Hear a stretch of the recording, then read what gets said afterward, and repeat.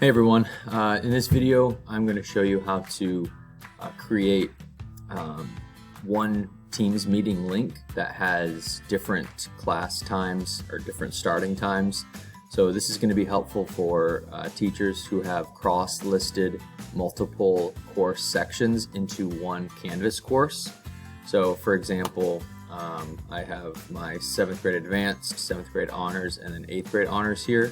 Each prep has 2 class periods, but I've already cross-listed them, so that's why you only see 3 courses here.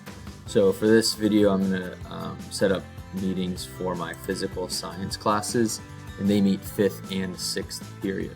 So every student that's in my 5th and 6th period has access and can see my home screen here, and I can, by the way, if I'm going to grades or if I'm wanting to send announcements to only one group of people, or one group of students, I still have all of those options available to me. So I'm a fan of cross-listing, and there's a lot of time-saving benefits to it. But anyway, if you go to your view calendar, that's where you're going to be setting up the initial meeting. So click that, and then it's going to populate your calendar. Just make sure that you are viewing the correct course that you want to set up the meeting in, and it is my physical science class. So everything is good so far. So if I click this plus button, it's going to create a new event. I'm just going to right away hit more options.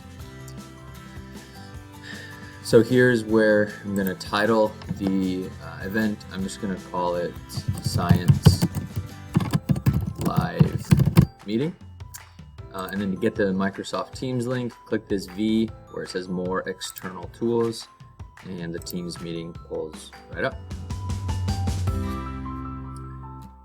Scroll down here, hit Create Meeting Link, and again, you have to add a title, and I'm going to hit Science Live Meeting.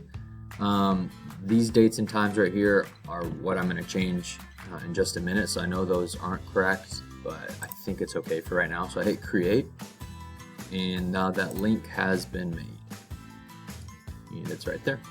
So if I scroll down, this is kind of the key for this particular video, is this box where it says use a different date for each section. So I'm going to make sure to click that, and when I do that, you can see all 4 of those sections for physical science. So 5th period, 5th period, 6th period, 6th period.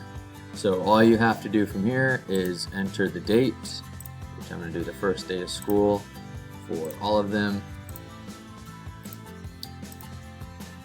and then enter the times, starting with when 5th period starts and ends, and same with 6th period. Okay, so now I have all of the times in there correctly for 5th and 6th period. Another thing you want to do is location. I don't really think it matters, but I'm just going to put it online anyway. I'm going to leave the address blank, or the address. Another helpful tip that you'll want to do is hit this duplicate button, and what this means is that way you don't have to do the same step each day. So I'm just going to hit this drop down menu here and do every day, and I'm going to click 4 here because it's already going to create one. And then +4 gives me all 5 days of the week. So don't hit 5 here, because then it's going to have them meet on Saturday, or it's going to create a meeting on Saturday, and that's not what you want.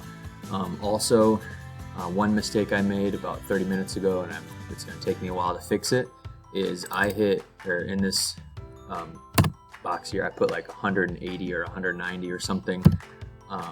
So I was thinking that I could do it for the whole school year.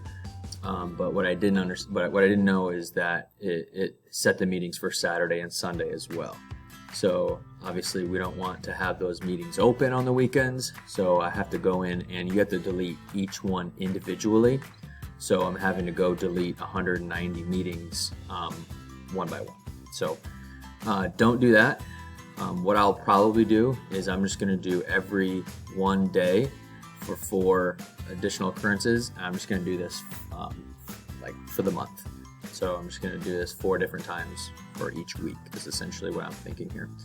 So everything else is already done. All you have to do is hit create event, and then it should go right to my calendar. It does. So Here is August 24th, and you can see all of the meetings there.